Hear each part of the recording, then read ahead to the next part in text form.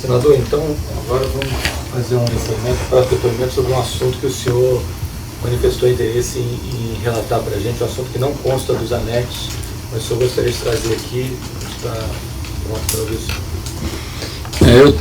Não faz parte dos anexos que foram apresentados, mas eu estou apresentando aqui uma gravação que foi feita pelo meu assessor, Eduardo Mazagão, ao ter sido contatado pelo ministro Aloysio Mercadante para uma conversa reservada lá no Ministério da Educação. O ministro Aloysio Mercadante já tinha tentado um contato com minha mulher, que se negou a recebê-lo. E aí, ao ser contatado o meu assessor Eduardo Mazagão, ele foi ao encontro do ministro. Foi ao encontro do ministro e, evidentemente, tomando os cuidados necessários, até porque era uma conversa a dois e ele mesmo, para se defender, ou melhor dizendo, para se proteger, ele gravou, através do seu celular mesmo, ele gravou o diálogo que manteve com o ministro Aloysio Mercadante. No Ministério, no gabinete, o Eduardo Mazagão foi contatado pela assessora principal do ministro Mercadante, que é a Cacá, como a gente conhece, e ele esteve no Ministério, teve duas conversas com o ministro Mercadante e no início do ano uma conversa com a própria Cacá. Essa conversa com a própria Cacá não foi feita no Ministério, foi feita próximo a um restaurante, foi feita no carro.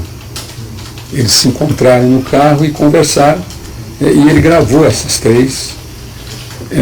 três reuniões, e especialmente para se proteger, porque sabia que o assunto era um assunto delicado, que era um assunto que exigia todas as precauções necessárias.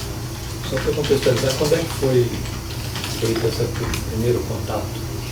O primeiro contato, o Eduardo Mazagão não está aqui hoje, mas ele tem as datas, tem tudo. Não sei se os advogados...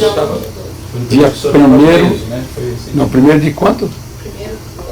1º do 12, 9 do 12, início de janeiro. Antes disso ele tinha tentado contato com a sua esposa, né? Ele tentou falar com minha mulher. Antes dessas três? Antes dessas três. Como é que ele tentou? Quando foi as reuniões? Quando foi essa tentativa de falar com a sua esposa? As datas foram próximas, eu posso até checar direitinho isso. Mas ele primeiro tentou conversar com minha mulher, que rejeitou, mandou a assessoria dele ligar.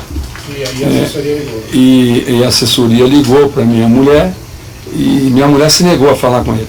Disse que não tinha interesse em falar com ele. Sua mulher em qual telefone? Eu não sei. Isso aí eu preciso checar. Como é que foi? Ou pode ter sido via minha secretária também, a Genilce, não sei. Mas isso eu posso, eu tenho todas as informações. Minha mulher se negou a falar. Por que ela se negou? Porque, primeiro que minha mulher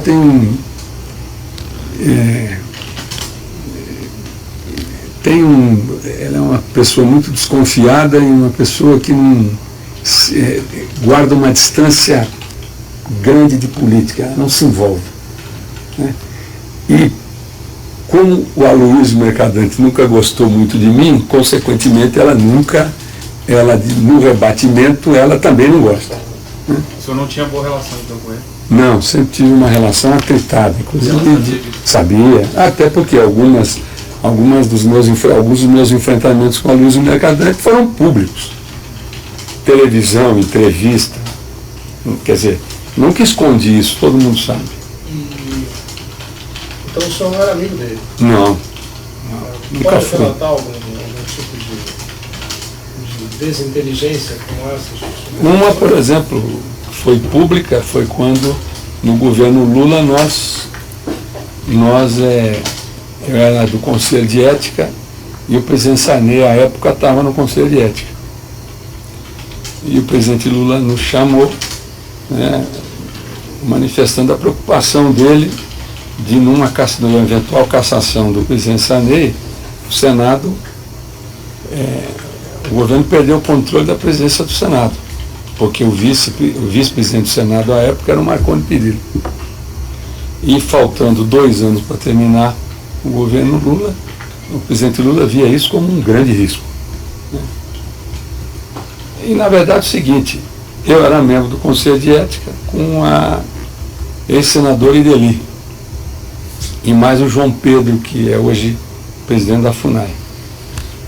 E nós fomos convocados no Alvorada e tivemos uma conversa com o Luiz. Ele foi muito reticente, porque ele não era favorável a que a gente encerrasse o assunto no Conselho de Ética, ele era favorável a fazer investigações mais aprofundadas sobre os temas que levaram o presidente Sarney ao Conselho de Ética. E houve lá uma discussão muito forte, porque ele era líder da bancada, e de certa maneira arrastou a bancada toda nessa posição.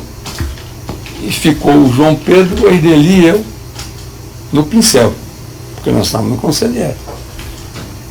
E aí nós fizemos um acordo dizendo o seguinte, que ele não ia fechar a questão como líder, né, do partido,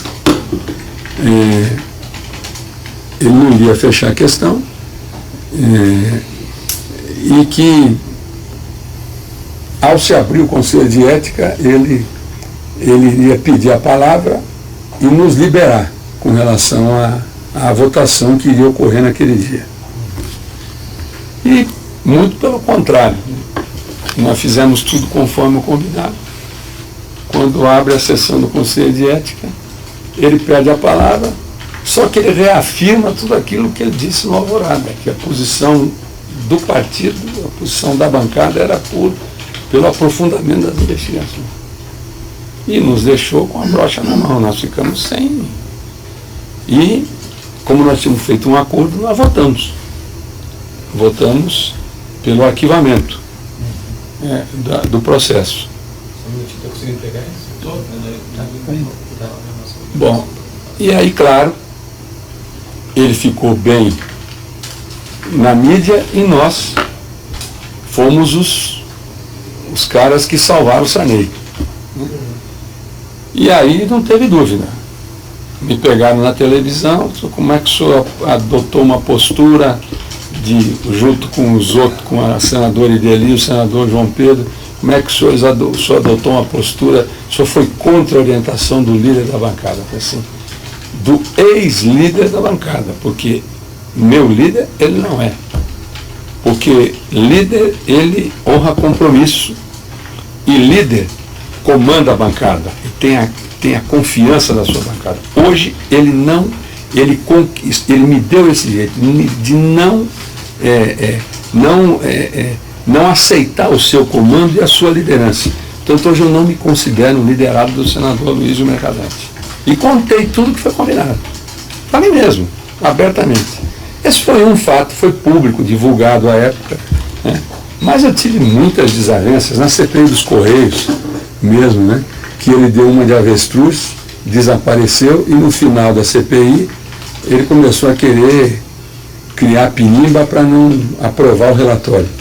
O único dia que ele apareceu foi que surgiu na imprensa que a campanha dele tinha sido paga pela campanha presidencial, né? A campanha de marketing, e o Duda Mendonça era o marqueteiro dele. A única vez que ele foi à CPI dos Correios foi quando o Duda Mendonça foi convocado, né? E só para tirar do Duda Mendonça o seguinte, que ele não tinha nada a ver com o mensalão e que o Duda Mendonça recebia pela campanha presidencial. Então, as minhas desavenças com o Aloysio foram frequentes e não foram poucas. Então, é uma pessoa que eu conheço muito bem.